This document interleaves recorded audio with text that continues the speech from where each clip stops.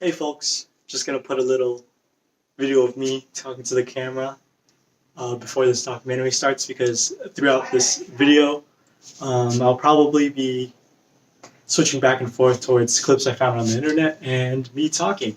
So yeah, just letting you guys know and hope you guys enjoy.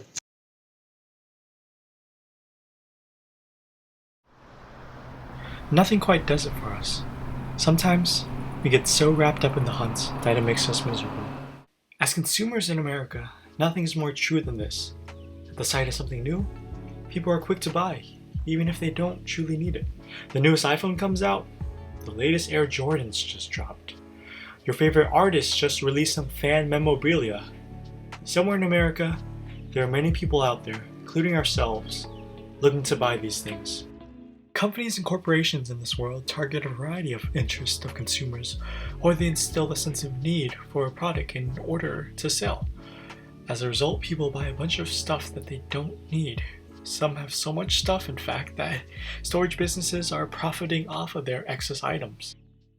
One of my most favorite documentaries, Minimalism, a documentary about important things, shows us just how American consumers can have all the things in the world they've ever wanted, but still be miserable. Ryan Nicodemus, a consumer turned minimalist, is a prime example of this.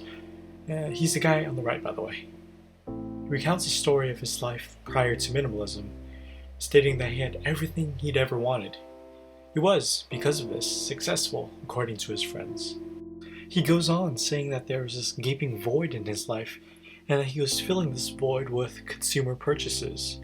Ryan was like many other people in America, essentially operating on a pay-to-win system where the reward is happiness.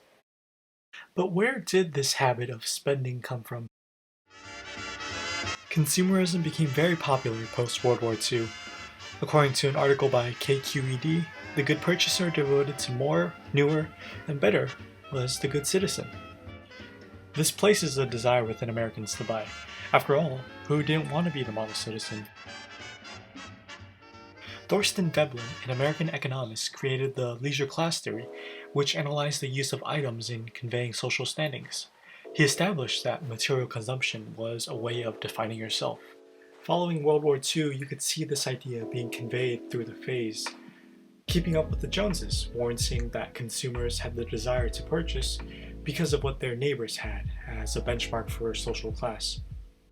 In the documentary Shop Till You Drop, The Crisis of Consumerism, Juliet Shore, an economist and sociology professor at Boston College, states in the 70s, as people began moving into more corporate hierarchies and urban neighborhoods, people stopped comparing themselves with their neighbors and became more interested with what was at the top of the hierarchy, aka the more affluent people. Media often exaggerated the lavish lifestyles that they lived, and everyday people became more interested in becoming the rich folk they see on TV.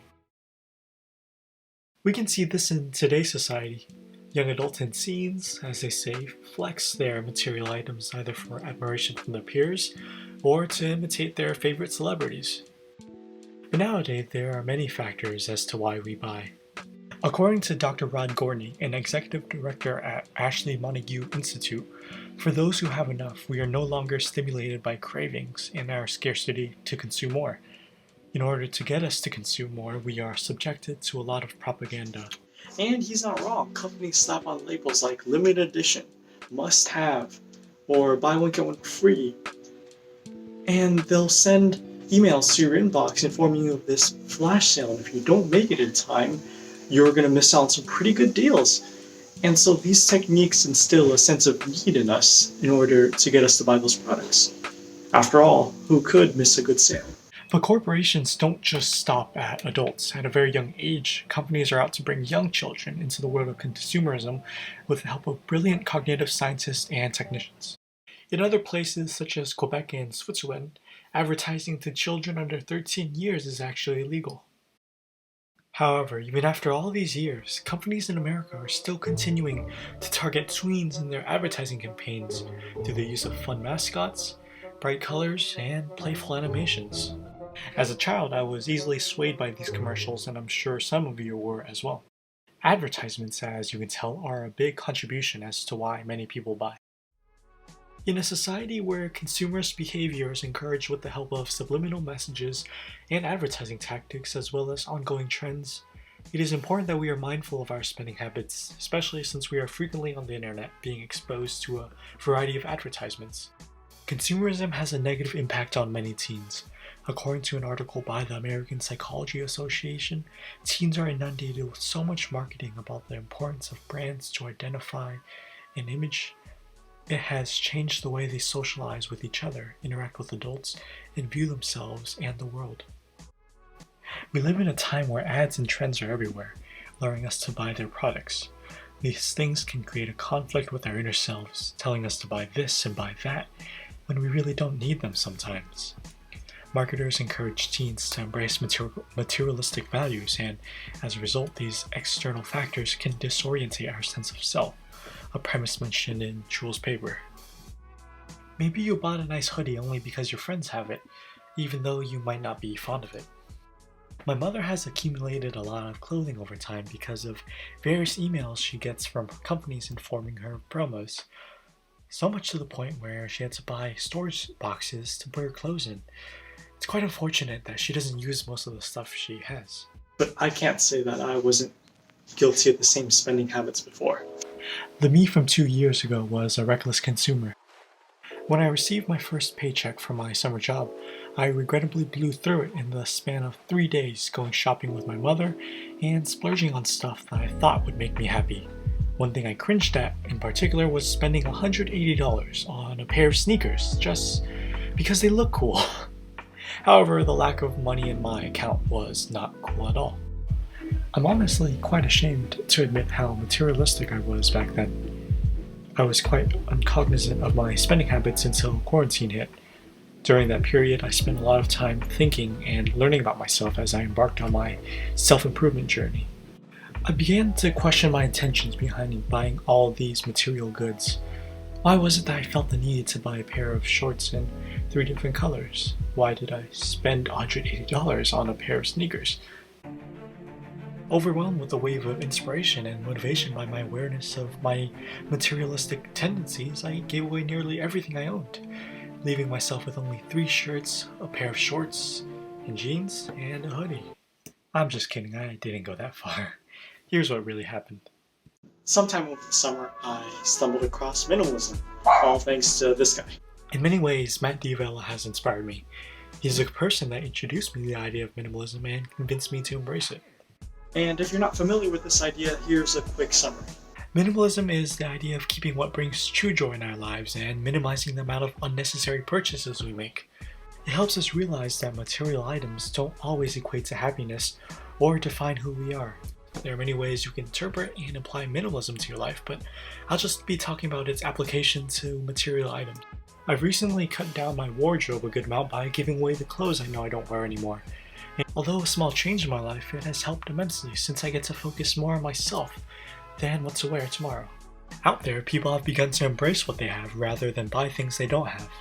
There are stories of turned minimalists who preach the life of living with less debt, less stress, less anxiety, and all that other good stuff.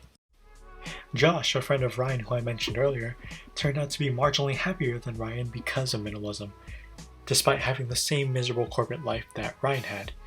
His reasoning for turning to this lifestyle was because it decluttered his life, which in turn gave him joy. Of course, everyone's reason to switch to minimalism is different. I posted on an internet forum the other day asking why people decided to shift to minimalism.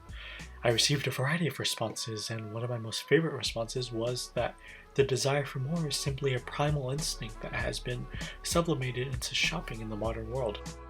The reason why I decided to shift to this is simple. The first being because I've realized I've accumulated a lot of stuff over time and don't really have much of a use for the things I have. In fact, I've given most to those in need or sold some to friends of mine. The final reason is that I want to lessen my environmental impact. A couple of weeks ago, I started my own personal paper on the effects of consumerism on the environment. During my research, I've learned from Psychology Today that Americans spend more on shoes, jewelry, and watches than on higher education. It's not just adults that splurge on themselves. According to Lexington Law, a credit repair firm, the average teenager spends $2,600 a year. ranging from a variety of things such as sneakers to beauty products. If we buy and consume more products, there is an increase in supply, which consequently requires larger inputs of energy and material and generate larger quantities of waste byproduct. What makes it worse is that only 15% of used clothing in the United States gets recycled or donated, according to an April 2013 report from the Council for Textile Recycling. It's pretty sad. And if we could be more intentional with our purchases, perhaps we could lessen the effect of this. I recalled the lifeboat ethics paper we read a while back and made a short connection to the tragedy of commons and consumerist behavior. We live in an era where the fashion industry is open to everyone. The most popular amongst teens is fast fashion. Many buy to keep up with the trends and are ready to buy again when the next trend comes. Consequently, we are depleting Earth's resources for our own pleasure. Anything that has a negative impact on the Earth in the long run will have an impact on other generations, or as Hardin will put it, other posterities. But despite all this, corporations and businesses continue shelling out new innovative products, which consumers gladly purchase, forget, and buy more, at the detriment of the Earth. So why might you want to try out minimalism? There's a lot of reasons, but it all depends on your values. Maybe you're worried about the future state of the planet and want to do what you can to help. Maybe you want to save money for more important things in life, such as paying off your dreaded college debt in the future.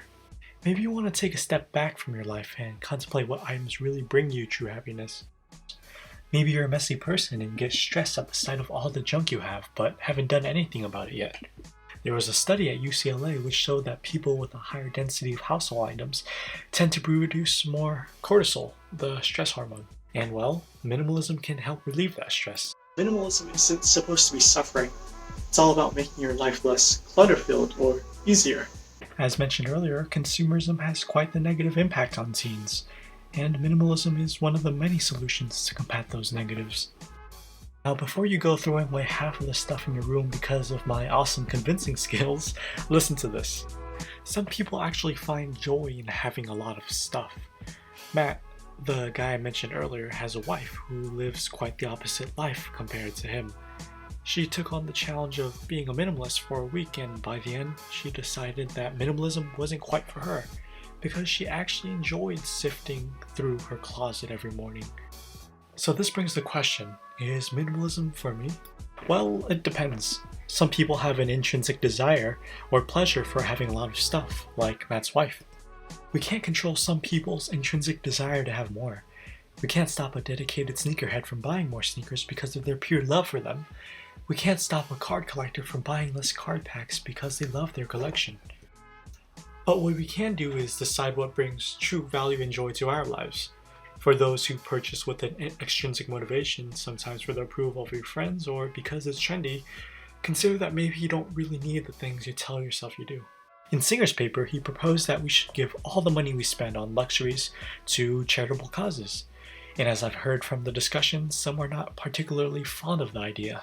Like, seriously? I can't go out to enjoy a nice dinner with my friends because an old Australian philosopher is telling me it isn't necessary. Singer, in a sense, seems like a strict minimalist, telling us to buy only what we need. But he's not. Unlike Singer, minimalism does not force you to give any of your money towards causes. It still gives you the ability to do things you find joy in, such as dinners with your friends. It helps you live a less stressful life, and it helps you save money.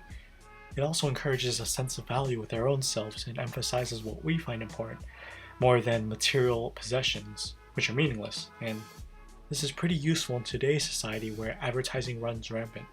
But the effects of minimalism vary from person to person. Maybe once we as humans begin finding value in ourselves rather than material possessions, we may begin to climb to the top of Maslow's hierarchy, ideally becoming less focused on ourselves and more focused on helping others. That sounds much better than living like Singer, doesn't it? Instead of living the way that Singer wants us to live, perhaps we should begin living a more minimalist lifestyle.